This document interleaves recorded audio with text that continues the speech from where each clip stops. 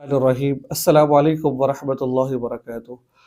سوال پوچھا جاتا ہے، یہ سوال بہت زیادہ پوچھا جاتا ہے، کیا کسی لڑکی کا اس کی مرضی کے بغیر زبردستی نکاح کیا جائے تو کیا وہ نکاح منعقد ہو جاتا ہے کہ نہیں ہوتا ہے؟ تو آج اسی ہم ٹاپک پر آپ کے سامنے بات کریں گے، کیا زبردستی نکاح کرنا یہ نکاح منعقد ہوگا یا نہیں ہوگا؟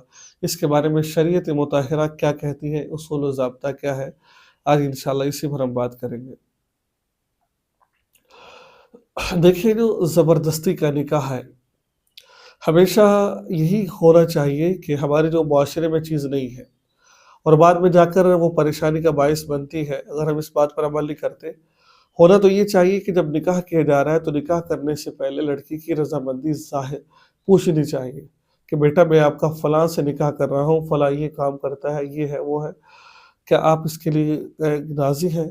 تو جب کہہ دے بیٹی کہ ٹھیک ہے بھجن، جہاں آپ کی مرضی ہو نکاح کر دیجیے، تو پھر ولی کو چاہیے کہ وہ اس کی جو ان کا نکاح کرے۔ لیکن افسوس کی بات یہ ہے کہ ہمارے معاشرے کے اندر لڑکی سے پوچھنا یہ معیوب سمجھا جاتا ہے، یہ عیب سمجھا جاتا ہے، یہ یوں سمجھا جاتا ہے کہ جیسے پتہ نہیں کتنا بڑا گناہ اس نے کر دیا ہے۔ تو لیکن شریعت مطہرہ کے اندر اگر کوئی ایسا کر لے، یعنی کہ نہ چاہتے ہوئے بھی لڑکی کا نکاح کر دیا جائے، تو کیا وہ نکاح منعقد ہوتا ہے کہ نہیں ہوتا ہے؟ اس پر بات کریں گے۔ تو اس کے بارے میں فقہا یہی فرماتے ہیں، دین ہمارا یہی کہتا ہے کہ اگر نہ چاہتے ہوئے بھی لڑکی نے اسی حالت کے اندر، یعنی کہ اس کا دل تو نہیں چاہ رہا تھا لیکن مجبوری میں اس نے ایجاب و قبول کر لیا گواہوں کی موجودگی کے اندر، تو اس کا نکاح منعقد ہو جائے گا، ٹھیک ہے؟